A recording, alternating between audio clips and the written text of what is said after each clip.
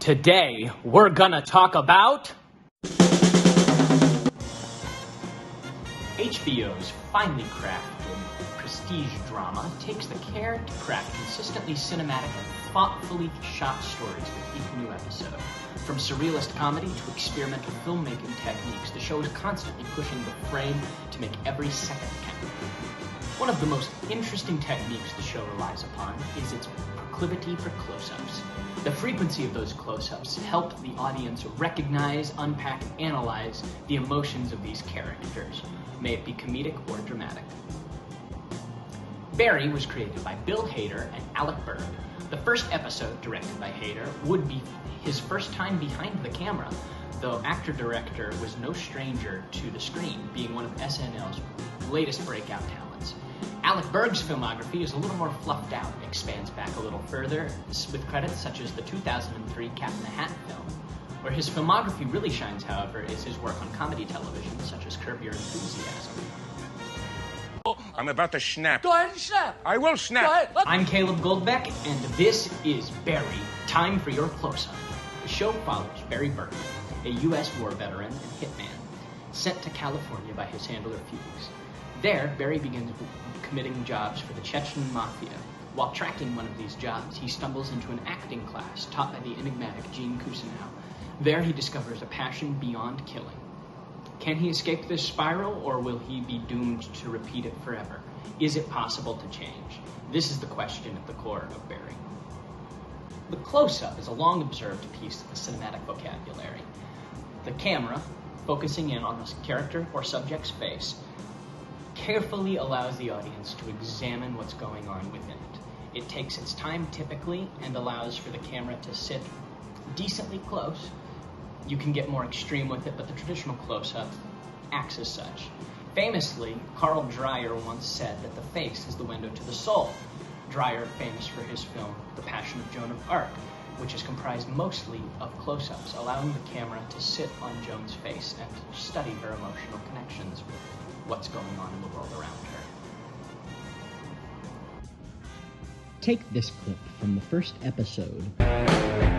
What if you did Robert Duvall from Tender Mercies? Oh, yes, the one where he's talking to his daughter. You should totally do that. Or Brad Pitt from Fight Club. Oh, I love it, yes. You know, to me, the most important thing is honesty. Like, whatever you can bring your truth to. Notice how the camera begins with a shot of everyone at the table. As we move through the conversation, each character gets their individual beat to highlight kind of who they are and what they are. As this happens, the camera naturally and organically moves closer.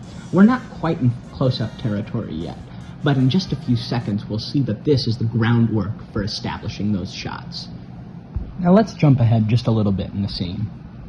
Puerto Rico. Yeah, he just booked CSI. It's true. Playing a dead body on that. Notice as Barry and Sally slowly become the focus of the scene. The tertiary characters have all been introduced to the extent of which they will be featured in the show moving forward, and are slowly cut out of the shots. In change, we're given close-ups. More time to sit with what Barry's feeling about what Sally's saying, and how Sally feels about what she's saying herself. Notice the way Hader uses his emotions here. He does them in not necessarily big ways, but in ways that allow the audience to understand what he's feeling more than the average face might. You have a job there. Oh, I have a job. Sales. Auto parts.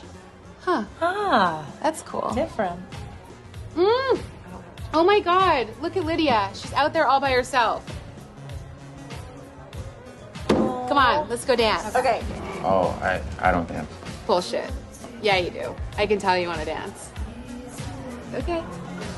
No pressure. You'll know where to find me.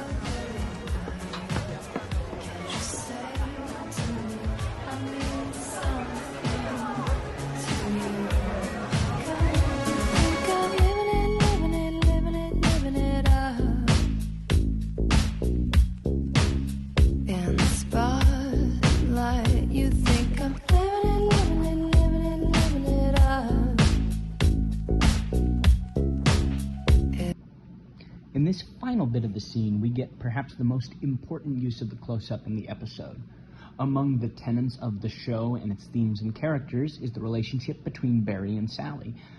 The way that they're inhibitions tend to disable each other's progression forward is one of the more interesting topics of the show. Yet here, in the beginning, it's important to establish that there is some kind of connection here.